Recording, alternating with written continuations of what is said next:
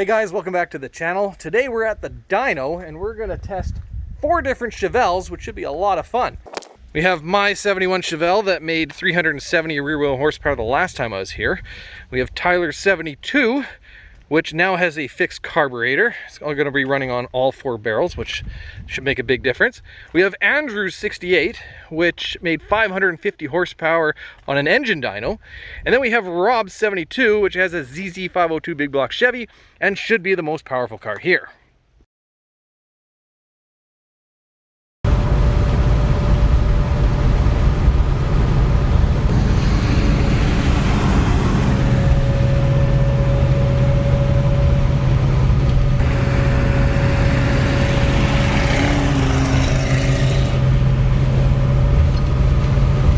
Wow, it's not that loose.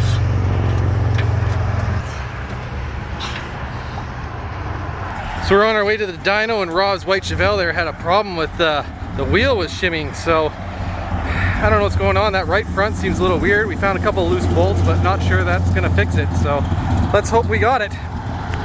Predictions, guys.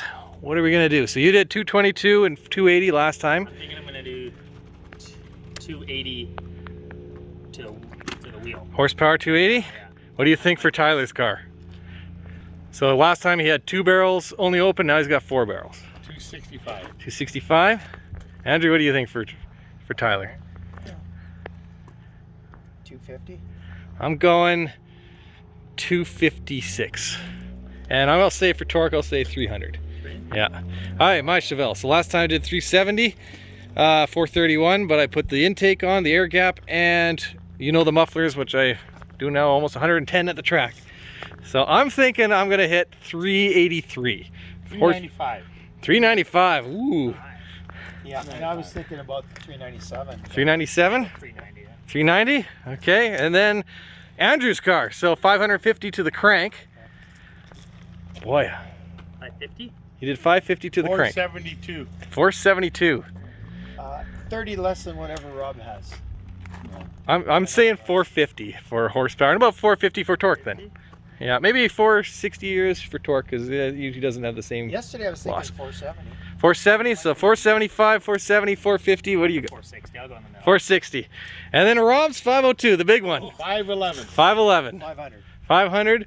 I'm saying 485. Automatic. 490. 490. All right.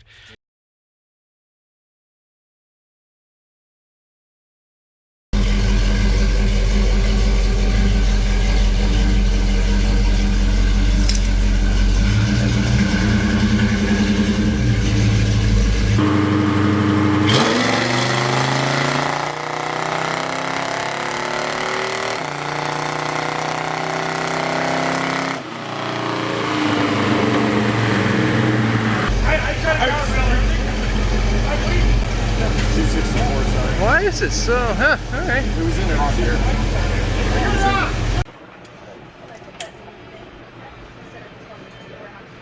Yeah, they're both loose. Not critically loose, but they're both a little loose. I wonder if we should try for that 7/16 too. That's 7/16.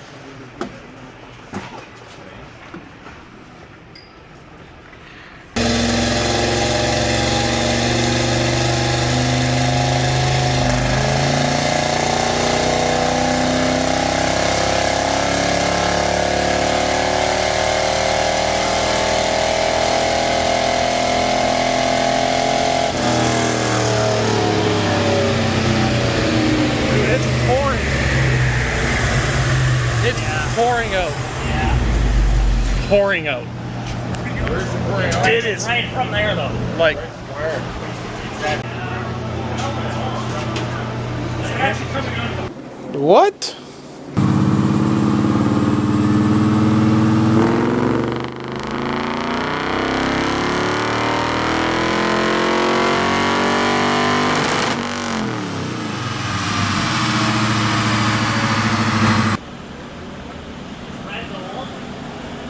I think the red's a new one. Why would it be at 5,500? Oh, do I have a tire?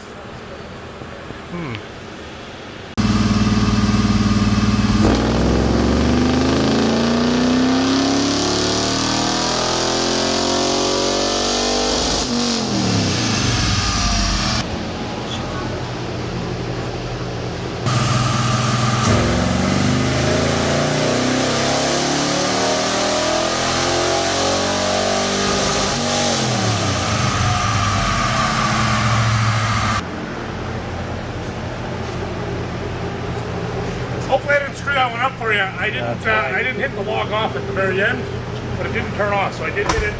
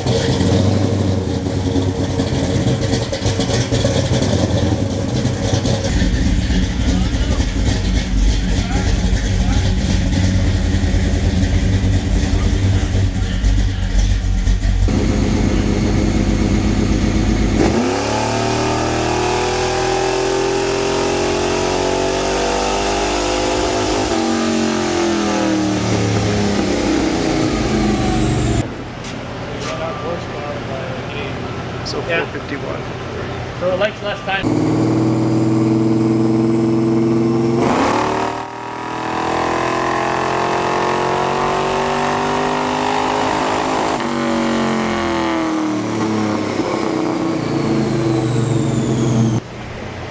Thank you guys.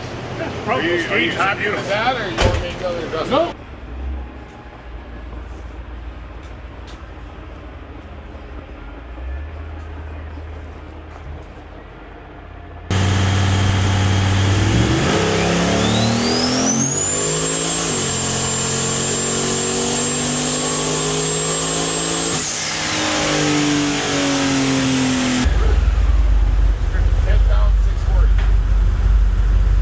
So we got done with our dyno day, a long day. A lot is because Rob's car had his suspension come loose on the highway. Thank God that didn't turn into something major. But we all had a lot of fun. Our estimations were way off. And I don't know if it's the dyno was being a little stingy or the correction factors or whatever, but all our estimates were way off. Yeah, the numbers are way lower than we expected. But keep in mind, a dyno is just a tuning tool, so whatever, numbers are numbers. But I did grab all the files, so let's go through the dyno figures and see if we can make heads or tails of it. We will start with my data. The dyno suggests that I have improved to nearly 380 horsepower and 442 foot-pounds of torque, but I found the correction was set to standard, or STD, and when I switched it to SAE, that drops to 375 rear wheel horsepower and about 437 rear wheel torque. So going forward, I will be using SAE correction on all the graphs. When compared to my previous run, that shows a gain of just 5 horsepower and 5.5 foot-pounds of torque. That does not reflect the 0.3 and 2 mile per hour increase I saw at the track. I have some ideas about the lack of power, which I will talk about later. But there is a couple of highlights I noticed from this session. One is the noticeable gain in power from 4,000 to 5,200, which is where the engine lives running down the quarter mile. Also the surprising lack of power at the top end above 5,200. With the Edelbrock air gap intake, not only did I expect a gain in horsepower above 5,200, I also expected the power curve to flatten out, or at the very least change from before. Lastly, check out the Dyno Shop's AFR readings. It drops as low as 10.2 to 1, yet my Phytech O2 sensor registered a 12.2, which is still richer than I saw at the track. I didn't notice any rich smells or black smoke out the tailpipe, so I'm having trouble believing the 10.2 is accurate, but it warrants the question why it was good before and different now. Tyler only got 2 runs in because his car was pouring oil out of what appeared to be the fuel pump gasket. Last year his car made 222 horsepower, but we found his Carter AFB carburetor was not activating the secondaries. We fixed that. The car felt much faster in back-to-back testing, and when he took it to the track, it was able to do 15.0 at 90 miles an hour, which signified a significant improvement over the 222 horsepower he made. His first run had a downshift, which makes the run invalid, and his second run only made 211.7 horsepower. We'll have to investigate if the carb has failed once again, which seems unlikely, but if not, there is no way it makes less power on 4 barrels than it does on 2. Furthermore, the crazy up and down lines of his power curve could suggest the RPM signal has a lot of interference, and we may need to look into all the grounds on the car.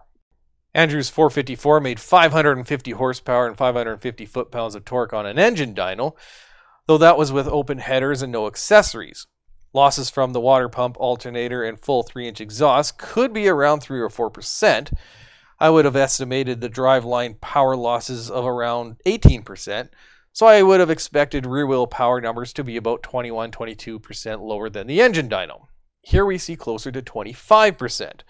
Also, we see the dyno shop's O2 sensor reading is about 13.4, when Andrew's Holly reads about 12.5. This is similar to what we saw on the engine dyno, and I think the car could have picked up power if we set the AFR targets to 12.0.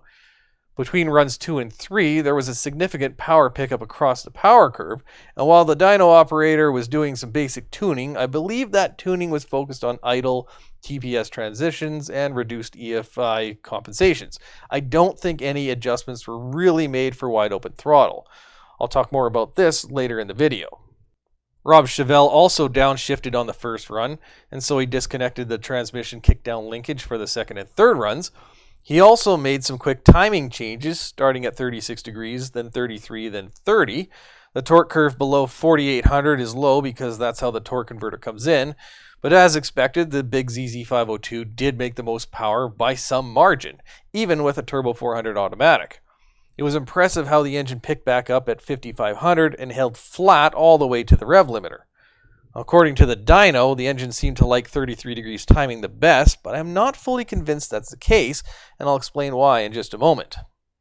All of us expected higher numbers, and how our cars performed at the track suggests they should be. So what's going on? Could it be dyno calibration? Sure, it's possible, but a dyno jet is an inertia dyno that calculates horsepower by measuring how fast you spin the mass of the roller. Then torque is calculated from that. The dyno has an inductive pickup to measure RPM through the spark plug wire. If that isn't available, then RPM can be determined by roller speed and gear ratio. Now here's where I think there could be an issue, but I can't say if it even makes a difference. My rev limiter is set to 6,000 RPM, and Rob's is set to 6,400 RPM. In both of our cases, we banged off the rev limiter about 200 RPM sooner than expected, according to the dyno RPM.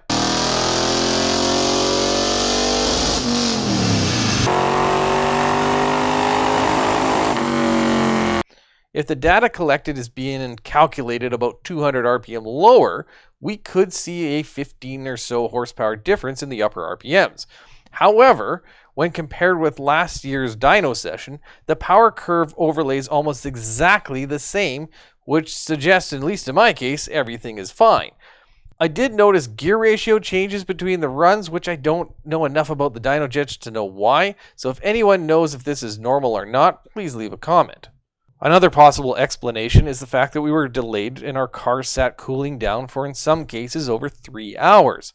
This can be good for coolant temps, but we want hot engine oil, transmission, and diff temps. On my dyno runs, I saw sizable power increases between runs even though I made 0 changes at all. Andrew saw big gains without any proper changes as well.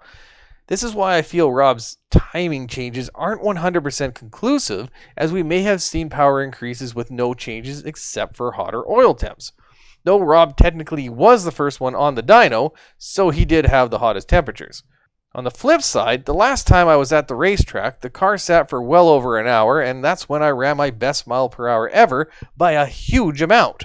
According to a horsepower calculator, which I never put much faith in, it suggests I should have picked up about 22 horsepower based on my mile per hour increase. Andrew should be about 33 horsepower more than that, and Rob a whopping 89 more horsepower than me. Tyler supposedly is running what he should, though I am certain we gained a lot by fixing that carburetor. So after digging through the data and analyzing everything I could, I estimate our numbers could be down 2 to 4%, maybe more, for whatever reason. If anyone has any ideas, experience, or suggestions, please leave a comment. If you liked the video, hit the like button, subscribe, and thanks for watching.